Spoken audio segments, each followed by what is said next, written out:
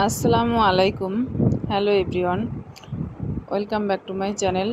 এখানে এই ছোট ছোট বানগুলো আমি বাসায় বানিয়েছি,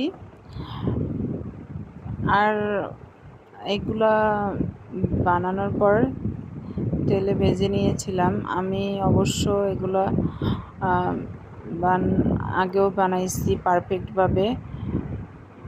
বড় বানগুলো আমি বানাইছি আলহামদুলিল্লাহ। তো এই ছোট ছোট বানগুলো বানানো হয়েছিল কাবাব দিয়ে, মিনি বার্গারের মতো করে খাওয়ার জন্য। আর এর সাথে আমি মেয়োনিজও তৈরি করছিলাম বাসায়। তো এগুলো আমি বানাইয়া রেস্টে রাখছিলাম, আর তারপরে এগুলোর উপরে ডিমের কুসুম ব্রাশ করে দিয়ে উপরে একটু সাদা তেল ছিটিয়ে দিয়েছিলাম। আর এগুলা এরপরে আমি ভেজে নিয়েছিলাম আর কি।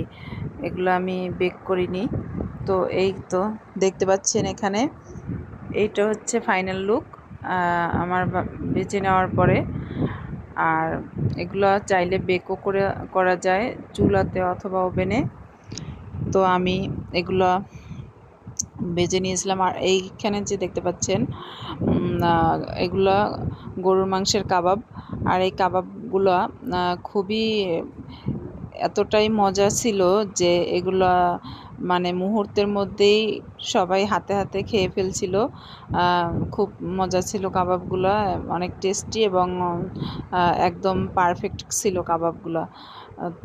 আর এটার পারফেক্ট রেসিপি যদি দেখতে চান আমি ইনশাল্লাহ কমেন্ট করবেন, আমি অবশ্যই শেয়ার করব একদম সহজে পারফেক্ট কাবাব রেসিপি। আর এই যে আমি এরপর বানগুলো কেটে ভিতরে আমি মেয়োনিজ দিয়ে আর একটা কাবাব দিয়ে আর পেঁয়াজ দিয়ে এটা পরিবেশন করছিলাম। এটা খেতে মাশাআল্লাহ খুব ভালো হয়েছিল। এই সাধারণ আর কি মিনি বার্গার বাসায় তৈরি করা।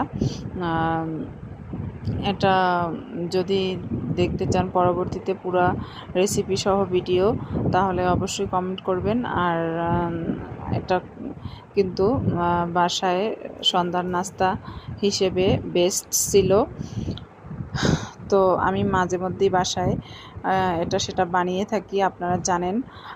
আপনারা যদি সুন্দর ভিডিওগুলো দেখতে চান অবশ্যই লাইক ফলো করে আমার পেজের সাথে থাকবেন।